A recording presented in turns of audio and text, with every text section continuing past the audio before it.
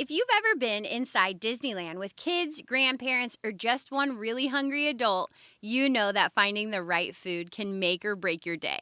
Today, I'm sharing our family's favorite quick service restaurants inside Disneyland Park. The places we go back to trip after trip because they actually work for real families. These aren't rankings, they're not sponsored, and they're definitely not perfect. But they keep everyone fed, happy, and moving on to the fun.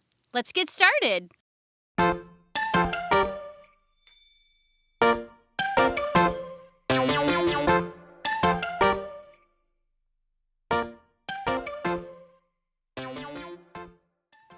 back. Now, for those of you who didn't know, I have a huge family. Lots of kids from teenagers to infants and a husband with a healthy appetite. Not to mention grandparents who join from time to time. It can be a challenge inside the park to keep everyone from getting hangry and keeping the fun rolling all day. While we do pack snacks and strategically plan nap times, I also have my favorite quick service spots inside each park that I want to share with all of you. Before we jump in, I want to be clear. This is not a ranking. These are simply our family's favorites, and they change from trip to trip. Disneyland has a ton of dining options, and these are just the places we personally revisit most often. When deciding which quick service spots work best for us, I usually think about 4 things: price versus portion, space and seating, experience, and do we actually like it? With price and portion, Disneyland food is expensive. There's no way around it, but when possible, we like to feel like we're getting our money's worth. Some spots give you a little bit more food, and those definitely stick in our memory. Others may fall short here, but make up for it in other ways. Space and seating. I have 5 kids, a stroller, and a husband and a child who are both over 6 feet tall, so space matters. Some quick service locations get very busy, and finding seating can take time. I'll let you know which spots are great for seating and which are more of a grab it and find a trash can situation. Experience. Disney is about more than just eating. It's about atmosphere, theming, and an overall Disney feeling. Some places aren't just meals, they're part of the experience. And do we actually like it? There are 7 of us, all with different tastes. When finding places that everyone enjoys, they're a repeat for us. And one last note, these are only quick service locations. Disneyland always has seasonal foods and special offerings, so if something looks good that's not on this list, try it. That's how we discovered many of these favorites. Jolly Holiday Bakery is one of those places that just feels like Disneyland to us. This classic spot with Mary Poppins motif is one of our family favorites. Sometimes it can be tough to find a location that offers enough hot food to fill everybody up and fun sweet treats with that signature Disneyland twist. But Jolly Holiday is one of the best places that truly does it all.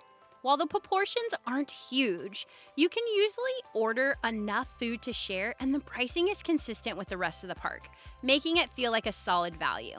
Seating is fairly plentiful, but even with the available space, Jolly Holiday is extremely popular. The theming here is more subtle, but if you love Mary Poppins like we do, it adds a fun and charming touch. Where this quick service location really shines, though, is with the desserts.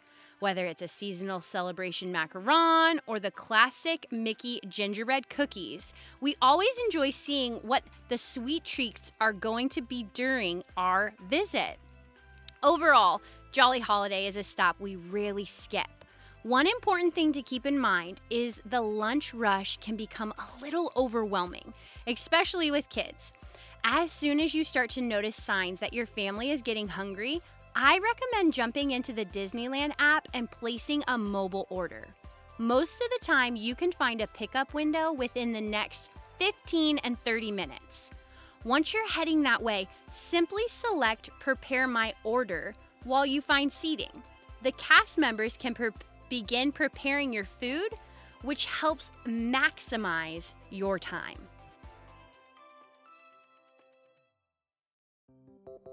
Next up is a personal favorite of mine, Maurice's Treats. The selection is pretty limited, but what they have we absolutely love. The cheesy garlic pretzel started it all. But over the last year or so, they've begun offering this with a bratwurst as well, or a breakfast version before 11 a.m. All three options we enjoy, ranging from $8 to $13. We definitely feel like we get our money's worth for the portion.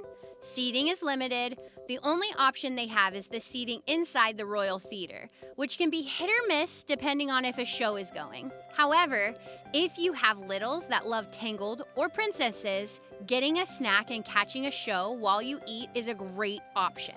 Also, the line here can get a little long, so sometimes it's more of a snack opportunity. When you see that line low, jump in and get something while you can. The seasonal offerings are limited but fun, as well as one of my favorite drinks in all of Disneyland, the Boysen Apple Freeze. It's only sold here at Maurice's. We absolutely love heading over to Maurice's depending on the line and the time of day. If the lines aren't too long and you don't mind the seating or eating off some conveniently located trash cans, this place is definitely worth the stop. Tropical Hideaway was a hidden gem for us for years. The menu is very limited, and the portions can leave you wanting more, but the lumpa and the bao buns are delicious if you're willing to spend a bit. If not, they still offer the classic Dole Whip, along with fun seasonal variations. Seating changes throughout the day. Lunch can be a little bit tricky, but there are extra tables up on the Tiki Room deck nearby, and early morning is a great time to relax here. This is our favorite place to simply sit and take in the Disney magic.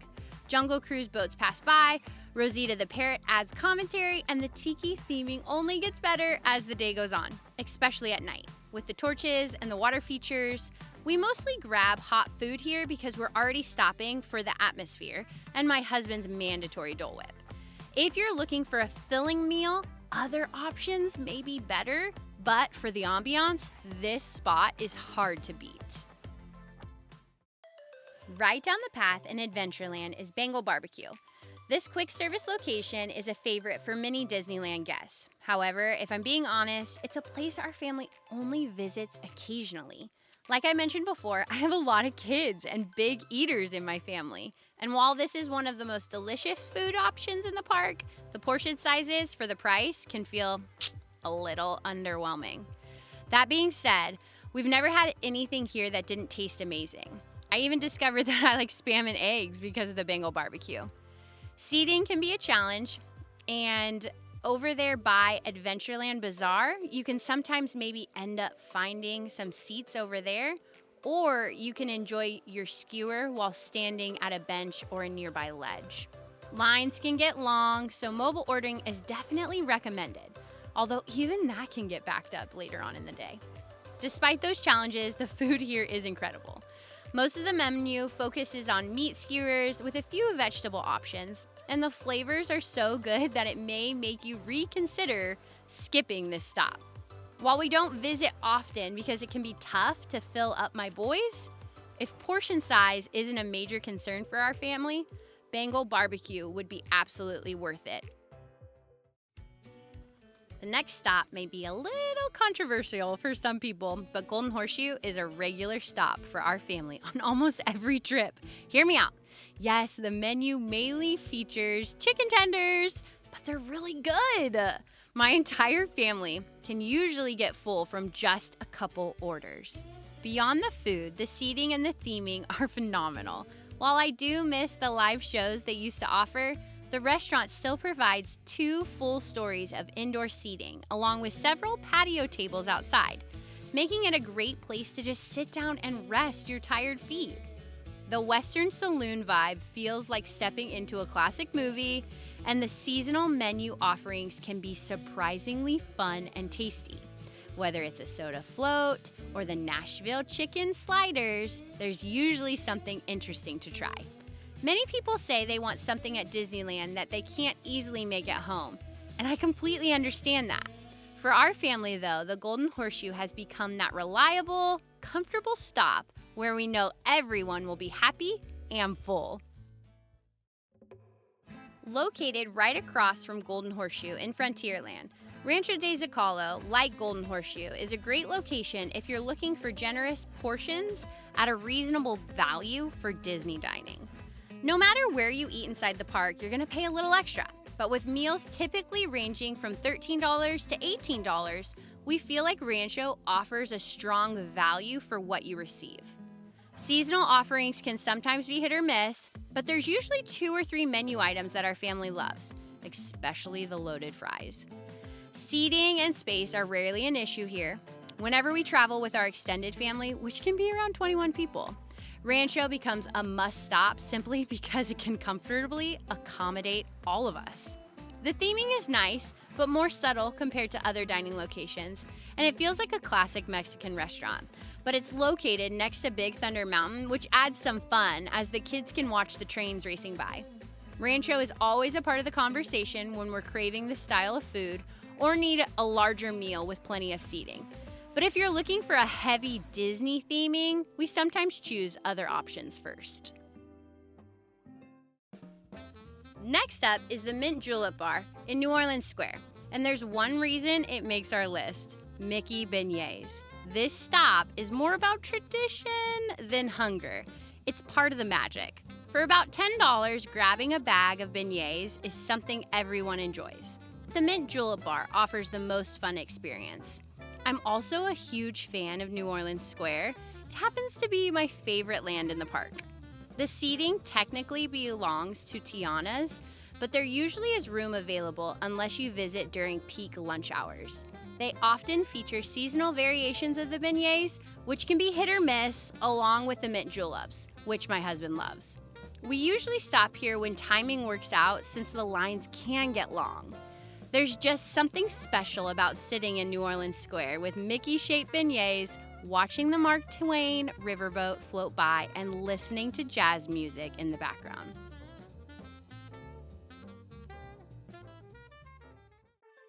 Ronto's Roasters is a must-stop for my husband and teenage son. The Ronto morning wrap has completely changed how we plan our mornings. One wrap keeps them full well into the afternoon. Seating is limited, but we usually are here early, so it's not a big issue. I honestly can't explain how a flatbread filled with scrambled eggs, sausage, and peppercorn sauce has completely changed how we plan our park mornings, but clearly the Disneyland chefs know what they're doing. There's something special about eating breakfast in Galaxy's Edge while staring at the Millennium Falcon. It just sets the tone for the day. I recently tried the vegetarian Ronto-less wrap and was pleasantly surprised. This has become a breakfast staple for us. Red Rose Tavern is a great stop for Beauty and the Beast fans in our family, and we definitely have a few. While it's not always my personal favorite, my family really enjoys it for both the menu variety and the portion sizes. It's one of those reliable places where everyone can usually find something they like, and the portions tend to be filling. The tater tots here are delicious, although sometimes they can be a little heavy for my kids if they don't pair them with something else. Seating is usually manageable thanks to the patio options, but if you're hoping to sit inside the tavern, you may need to search for a few minutes, especially on hot days. That said, I highly recommend trying to sit indoors at least once if you've never been before.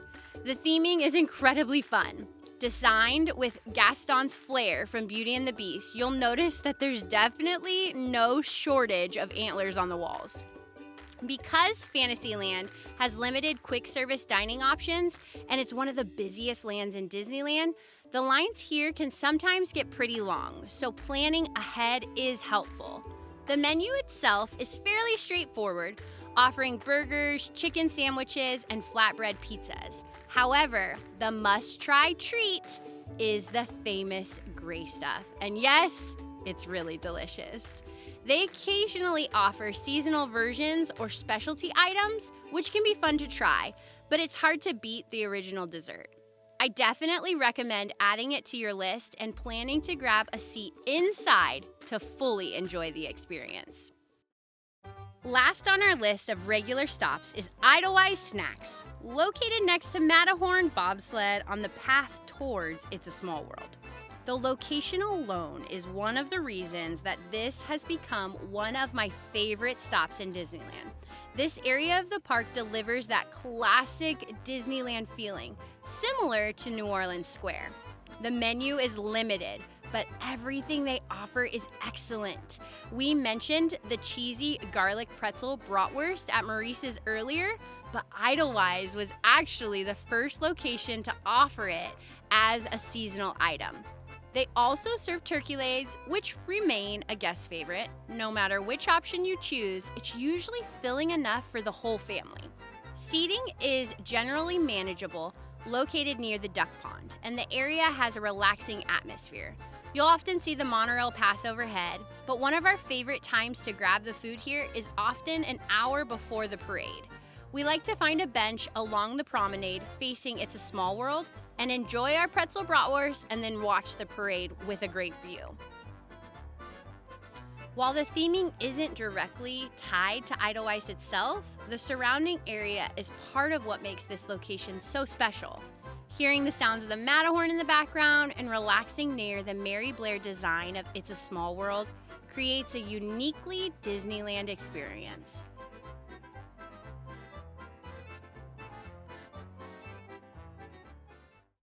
Every family does Disneyland differently, and these quick service spots are our personal favorites, chosen for how they fit into our family's touring style, size, and need for a smooth day. They have saved us from countless midday meltdowns. If you have questions about dining, planning, or want help putting together a Disneyland or any Disney vacation, you can reach me directly at mwaddell@MickeyTravels.com. You can also follow me on Instagram, Practically Perfect Plans by Mary. I'd love to help make your trip practically perfect. Thanks so much for watching. If you enjoyed this video, hit the button below, like and subscribe for more Disneyland tips, food guides, and planning advice.